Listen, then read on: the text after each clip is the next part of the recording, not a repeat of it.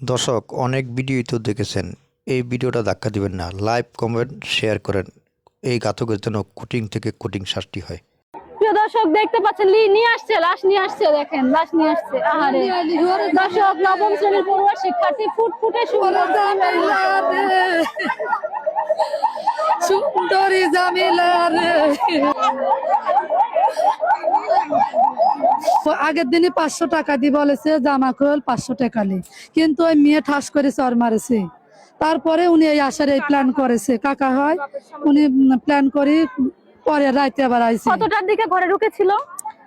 তারাবি পরে মেয়ে গেছে, এখন আনুমানিক 11টা 11:30 এইরকম হতে পারে আনুমানিক। হ্যাঁ, ঘরে ঢুকে এর মতো কোথাও আপনারা দেখেছেন? এইবারে জঘন্য এরকম কোথাও দেখেছেন আপনারা? দেখেন নাই, আমরা দেখেছি। আর মেয়ে যে কি বিধি কিস্তি করতে, সর্বপ্রথমে আমি, আমার শাশুড়ি, একটা বাচ্চা আর আমার ফুফু শাশুড়ি দেখেছি। দেখে যখন এনার ফুফু শাশুড়িকে দেখেছি তখন বলতেছে মেয়ে কই, জামিলা কোথায়, জামিলা কোথায়, তুলে নিয়ে গেছে নাকি। তখন খোঁজাখুঁজির পরে আমরা শস্যার খেতে বোর্ডিং এর ড্রেনের ভিতরে ওই মেয়েটাকে পাওয়া গেছে। আমরা এর ন্যায্য বিচার চাই, ফাঁসি চাই।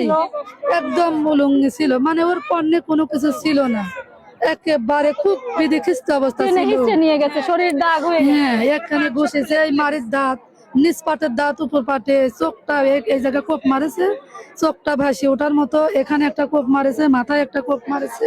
খুব বিধিখিস্তি শাস্তি দিয়ে মারা। 15 বছর বয়সী, ওর মধ্যে কি ছিল বলেন? 15 বছর মেয়ে, বিয়ের উপযুক্ত এখনো হয় নাই, এখনো নাবালক। এবার আপনারাই বলেন এর কি বিচার? ফাঁসি না? আমরা ফাঁসি চাই, ফাঁসি দেন। আপনি কি হন? আমি ওনার চাচি, উনি আমার ভাসুরের মেয়ে। কত কষ্ট করে মানুষ করেছিলেন? অনেক কষ্ট। মাও ধরেন চলে গেছে আর একজনের সাথে ফেলে রেখে। আমি প্রতিদিন একবার করে ওই মেয়ের খোঁজ করতে বাড়ির মধ্যে আসি, খোঁজ করি। নবম শ্রেণীর পড়ুয়া শিক্ষার্থী জামেলা এবং তার দাদিকে একসাথে পৃথিবী থেকে বিদায় করে দিয়েছে তারই রক্তের আত্মীয়। দর্শক, এই ঘটনাটা ঘটেছে ঠিক এই জায়গাটাতে।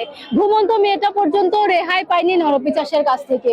ধর্ষণের চেষ্টা করার পরে তাকে হত্যা করে পৃথিবী থেকে চির বিদায় দিয়ে দিয়েছে। দর্শক, ঠিক এইরকম একটা মেয়ে। তুমি কোন ক্লাসে পড়ো? আমারই খালামুনি আমাদের সাথেই পড়ে। আরে, তোমার বান্ধবী?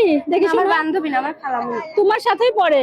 না, আমার সাথে পড়ে না, আমি 7 এ পড়ি, ওরা নিউটে। আচ্ছা আচ্ছা আচ্ছা, একই মাদ্রাসায়। মেয়েটা কেমন ছিল সোনা? ও অনেক ভালো ছিল, নামাজ কালাম পড়তো, বাঁচতো, মানে অনেক ভালো একটা মেয়ে ছিল। আচ্ছা, তুমি যখন এই ঘটনাটা শুনলা তখন তোমার কতটা কষ্ট হলো?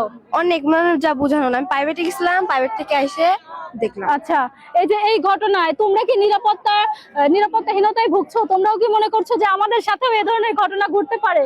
জি। কি চাও? ওই খুনির যেন এরকম ভাবেই শাস্তি হয়। পুলিশ প্রশাসনকে কি বলতে চাও? ওরা জানি ওদেরকে ওই রকম ভাবেই শাস্তি দিয়ে, যেভাবে আমার খালামুনিকে হত্যা করা হয়েছে ওকে যেন ওইভাবেই হোক।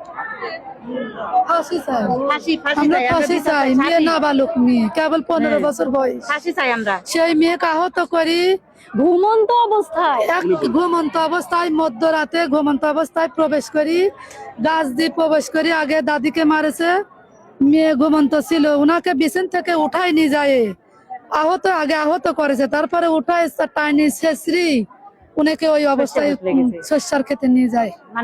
খুব একেবারে ধর্ষণ করি, বিধিখিস্তি করি, মানে দেখার মতো করি, মারে নাই, দেখার মতো নাই, এমন অবস্থা করেছে। আমরা এর বিচার চাই, ন্যায্য বিচার চাই, আর ফাঁসি চাই। মাদ্রাসায় পড়ে হাফেজি, আমি মি হাফেজ, মাদ্রাসায় পড়া, তারাবি নামাজ পড়ায়, মি রোজা করে, তারাবি আরো 10 জনক পড়ায়, মাদ্রাসায় ছাত্র পড়ায়।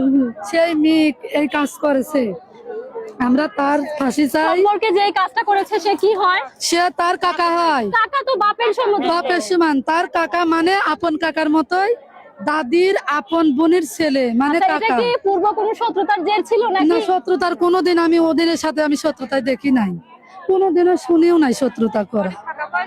ফাঁকা পায়েই নিশ্চয় প্ল্যান ছিল, আহত করেছে, তারপরে তুলেই নিয়ে যায়, এরকম করে মারিতে ওনার মতো উনি পলাইছে। পরের দিন সকালে, হ্যাঁ, আমার হাজবেন্ড চাকরি করে, বাইরে চাকরি করে, সে একদিন আসতে নাও পারে। আমার সন্তানও ধরেন একদিন কর্মত যাবে, আমরা কিভাবে থাকবো? আমাদের নিরাপত্তা কোথায়?